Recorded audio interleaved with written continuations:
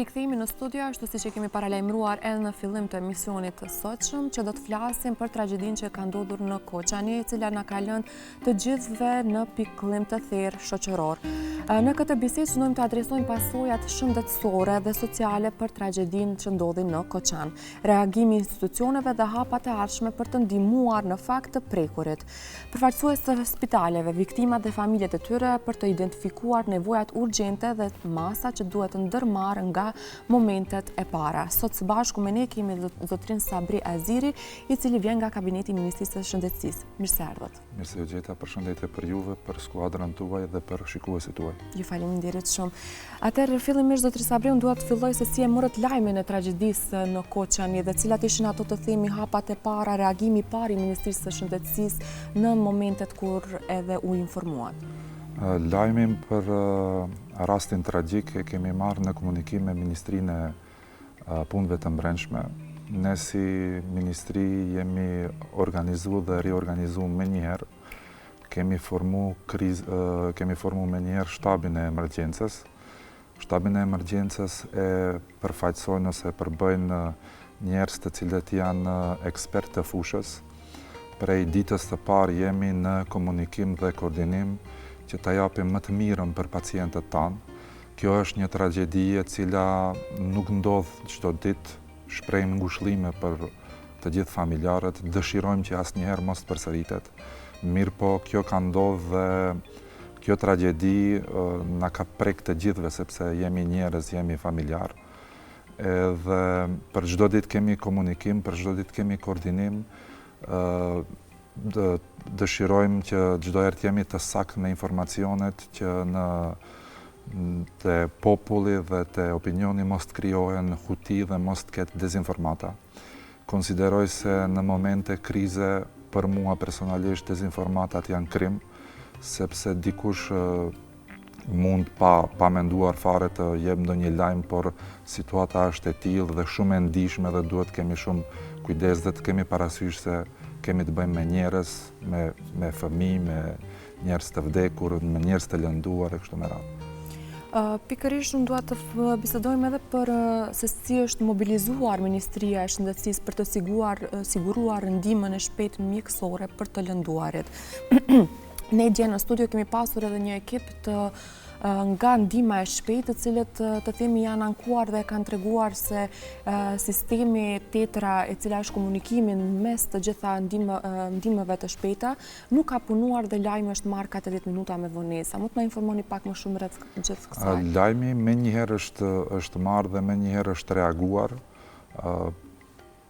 Jemi të fokusuar ta japim më të mirën për pacientët. Ndihma e shpejtë është funksionale, pacientët të cilët kanë qenë fillimisht në Koçani dhe Shtyp, ne si shtabi emergjencës i kemi marrë me njëherë dhe jemi organizu dhe riorganizu, i kemi sjellë me njëherë në Shkup. Çdo klinik ka pas urdhër që të bën ekipe të cilat do të jenë të gatshme në çdo kohë të aktivizohen për të dalë në ndihmë dhe për të shërbyer pacientët. Ato ekipe ende janë funksionale. Për momentin në Shkup kemi 54 pacient, jashtë shtetit i kemi 115 pacient, dje 16 pacient i kemi lëshuar prej spitaleve sepse ndihen më mirë dhe janë më mirë. Gjatë javës presim 8 pacient i sjellim prej jashtë. Kjo është një komunikim dhe koordinim i ngushtë mes Ministrisë së Shëndetësisë, Ministrisë së Punëve të Jashtme, Ministrisë së Punëve të Brendshme dhe të gjitha institucioneve të cilat i kemi në dispozicion në shtetin tonë. Zotri Sabri, sa ishin spitalet dhe qendrat shëndetësore të përgatitura për të trajtuar në fakt rastet emergjence, si që ishte edhe kjo tragjedi? Ne mendojmë se kemi menaxhuar mirë këtë tragjedi, këtë krizë. Spitalet kanë qenë të përgatitura. Kjo e dëshmon numri i pacientëve të cilët i kemi pranuar. Janë të gjithë për momentin stabil dhe asnjë nuk është i vdekur.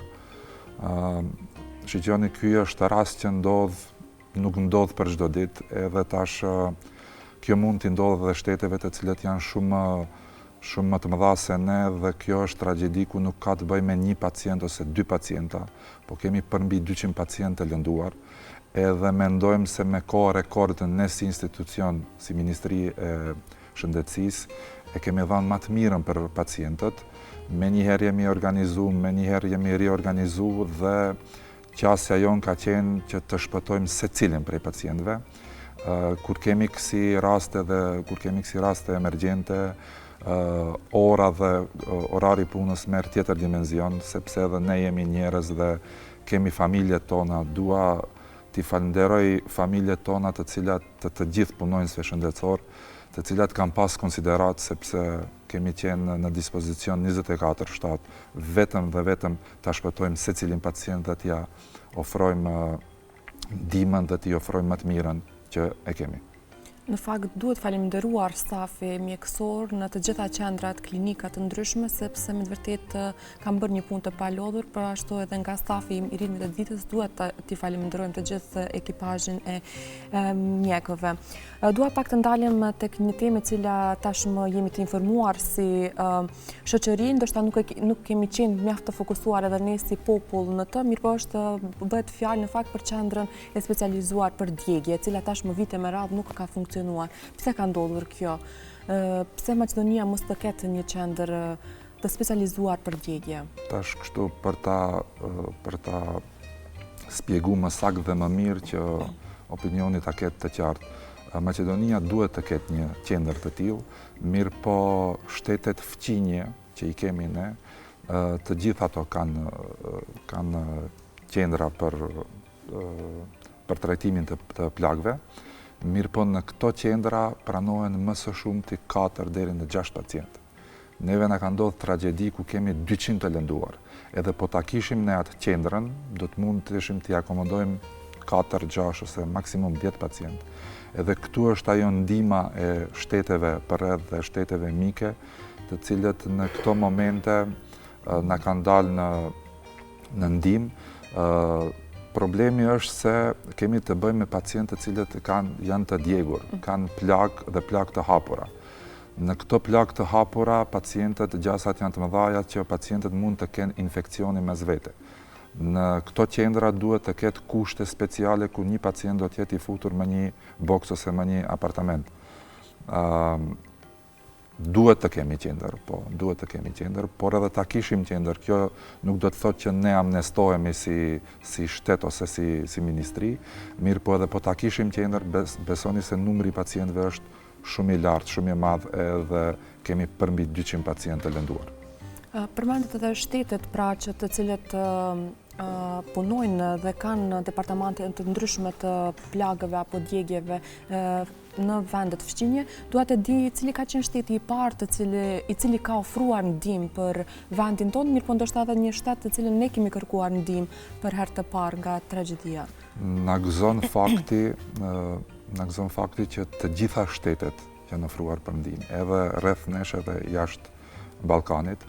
Një prej shteteve të para të cilët na është ofruar për ndihmë dhe ka kontaktu ministrin tonë të shëndetësisë, profesor Dr. Arben Taravari, është Shqipëria, është Kosova, është Bullgaria, është Greqia, është Serbia dhe tjerat shtete të cilët i kemi në Ballkan dhe në Evropë.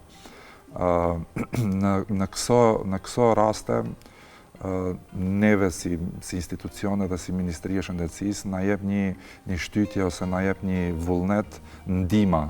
Kemi pas telefonata prej më të ndryshmeve që njerëzit na kanë marrë në telefon dhe na kanë thënë, ok, ne jemi në dispozicion, po edhe kemi pas shembull Bullgaria i ka hap dyert ditën e parë me njëherë, me numra konkret dhe me numra të saktë. Urdhnoni, spitalet tuaja janë edhe spitalet tona. Dhe për mua, çdo ditë e vitit nuk është e mirë, po në çdo ditë ka diçka të mirë. E mira e gjithë kësaj tragjedie është se ne u bashkuam për një dhimbje të përbashkët. Dëshiroj që në të ardhmen ne të bashkohemi si njerëz, si popull, për vlerat të cilat do të krenohemi si shtet dhe si popull. Mirë, po duhet potencuar që kjo tragjedi nuk do të duhet të ndodhte asnjëherë, po të kishte një sistem i cili do t'i ndalon të gjitha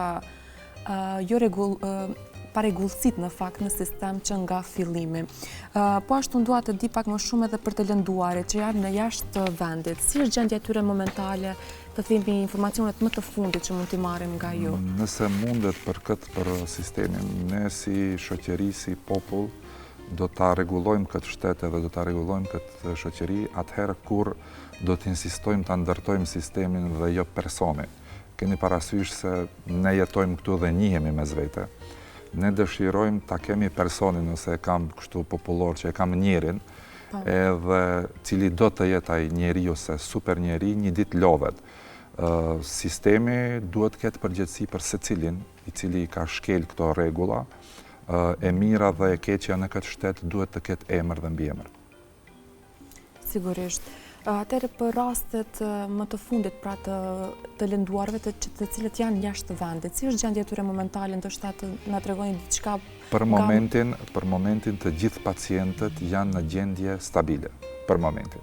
Për çdo ditë kemi koordinim me njerëzit të cilët janë ekspertë të fushës, koordinohemi me këto bashkarisht tre ministrit, Ministria e Shëndetësisë, Ministria e Punëve të Jashtme dhe Ministria e Punëve të Brendshme. Dhe për momentin na gëzon fakti që të gjithë janë stabil.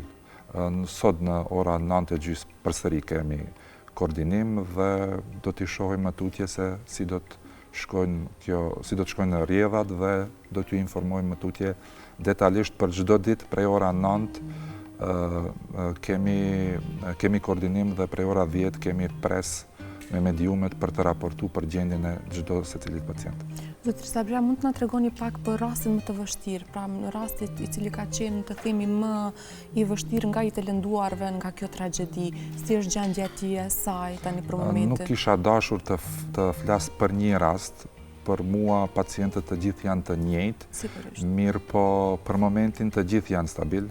Në klinikën e pulmologjisë dje isha personalisht edhe i takova 2 pacientë ku kanë qëndruar aty, janë stabil, janë mirë, i takova, i përshëndeta normal me kushte të veçanta dhe me pajisje të veçanta duhet të hyni, edhe pse ato ishin stabil dhe shkonin faktikisht në shtëpi, i vizitova, i përshëndeta, na u falenderuan. Mendojmë se i gjithë populli është falenderues për neve si ministri dhe si profesion që kemi dhënë më të mirën për të dalë për të ndihmuar pacientëve, për t'ia ofruar ndihmën e parë kështu me radhë. Sigurisht që po, dhe deri më tani sa pacientë në fakt nga viktimat janë liruar në shtëpitë e tyre? Për momentin janë 16 pacientë të cilët janë liruar dhe janë në shtëpi. Normal do ta ndjekim gjendjen shëndetësore të tyre. Është shumë normale se kjo gjendje do të letë pasoja, sidomos për pacientët, sidomos për familjet, edhe për neve do të ketë pasoja. Ne si Ministri e Shëndetësisë me njëherë në koordinim me drejtoreshën e Spitalit të Psikiatrisë kemi formu ekipet të cilët do t'ju japin ndihmë psikologjike pacientëve dhe përkraje psikologjike, sepse kjo është një traumë dhe kjo është një dhimbje shumë e madhe, e cila do të lënë pasoja për të gjithë pacientët, po edhe për neve si shtet. Kur jemi pikërisht të kjo temë për psikologët dhe psikiatrët që do t'jenë në ndihmë për të gjitha viktimat të cilët kanë pësuar lëndime, unë dua të potencoj pak faktin sepse ne si ekip i ritmit të ditës kemi qenë në Koçani në ditën e varimit dhe me të vërtetë një energji e zymt, një pikëllim i madh dhe mbizotron të atë vend. A do të ketë ndonjë shërbim shtesë për familjarët që kanë humbur viktima, pra për familjarët që kanë humbur më të dashurit e tyre? Normal se do të ketë, i kemi angazhuar ekipet prej Spitalit të Psikiatrisë, kemi numër kontakti ku mund të paraqiten ato dhe do t'jemi në dispozicion për gjithë shka që duhet pacientëve dhe t'i shërbejmë në mënyrën më të mirë. Numri i telefonit është në faqen e Ministrisë së Shëndetësisë, ku do të mund të kontaktojmë pacientët, të vinë, të bisedojmë, t'i trajtojmë dhe kështu me radhë. Zotëri Sabri, çfarë mësimesh janë nxjerrë nga kjo tragjedi për të përmirësuar shërbimet shëndetësore në raste krizash? Mësimi gjithë kësaj është se ne njëherë për gjithmonë duhet të vetëdijsohemi dhe mos ta bëjmë asnjë punë sipërfaqësisht. po e ripërsëris, na duhet sistem populli në Evropë dhe njerëzit të cilët prej të ne këtu shkojnë të punojnë në Evropë, nuk kanë ata asgjë tjetër dhe asgjë ndryshe, as nuk konsumojnë ujë tjetër, ushqim tjetër, po vetëm ka ligje. Ligjin e bëjmë ne dhe ligjin duhet ta respektojmë ne. Kur në sistemin tonë do t'jetë primare qëllimi dhe jo interesi, atëherë do të rregullohet ky shtet. Njerëzit e duhur në pozicionin e duhur. Besoj se si shtet dhe si popull të nxjerrim mësim nga kjo dhe mos përsëritet kjo asnjëherë, sepse është me të vërtetë dhimbje e madhe dhe është traumë e madhe për të gjithë ne. Dua po ashtu pak të ndalim edhe tek fondet shtesë për forcimin e kapaciteteve të spitaleve dhe të qendrave të emergjencës. A do të ketë në vijim? Normalisht se do të ketë, normalisht se kjo situatë neve na shtyn që të vazhdojmë të punojmë dhe të mendojmë pak më ndryshe ose shumë më ndryshe. Mua personalisht më gëzon fakti se në këtë situatë që e kemi, tash dua publikisht i falenderoj të gjithë ata njerëz të cilët prej atij që dikush në rrjetet sociale ka shujt një fjalë të mirë ose përkraje dhe të gjitha iniciativat të cilat janë marrë për ta ndihmuar procesin. Kemi pas njerëz, kompani të ndryshme të cilët publikisht kanë dalë dhe kanë ofruar ndihmë, por si sistem ose si ministri ne do jemi të përkushtuar që ta japim më të mirën dhe të jemi një hap para të keqes.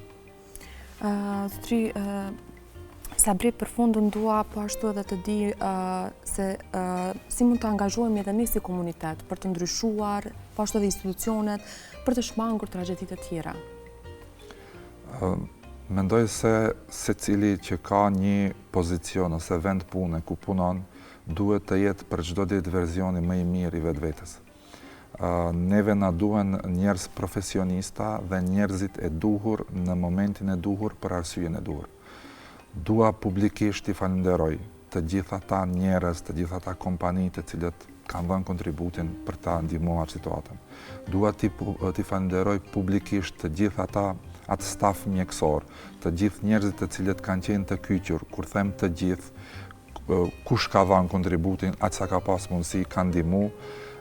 Sepse fjala më e mirë se fjala të dua është fjala këtu jam për ty. Dhe për neve nuk ka çmim kur kemi pas, unë personalisht, kam pas shumë telefonata për njerëzve, të cilët në momente të caktuara ndëgjoni ne jemi këtu, çka duhet ndihmë, me aktivitete humanitare, me ushqim, iftare ka pas kështu me radhë. Dëshirojmë që kjo situatë mos të përsëritet asnjëherë. Dëshirojmë që prej kësaj situate të nxjerrim mësim dhe në të ardhmen të nxjerrim mësim para se të kemi kësi situata të tilla. Mendoj se një herë për gjithmonë duhet të vetëdijsohemi, një herë për gjithmonë duhet ta dimë se na duhen njerëzit ekspert të fushës në vendet e caktuara. Duhet të gjithë në fakt si komunitet të veprojmë me mirësi, me respekt dhe të respektojmë vendin e punës, pasi që për ndryshe në fakt mund të rezultojë edhe me tragjedi të tilla. Faleminderit shumë zotëri Sabri që ishim bashkë me ne. Faleminderit për kohën dhe mundësinë. Faleminderit edhe juve për të gjitha informacionet dhe shpresoj që të dëgjojmë lajme sa më të mira nga Ministria e Shëndetësisë për viktimat të lënduarit të cilët janë tani edhe jashtë vendit, mirëpo edhe në vend. Shpresojmë të dëgjojmë vetëm lajme të mira. Faleminderit.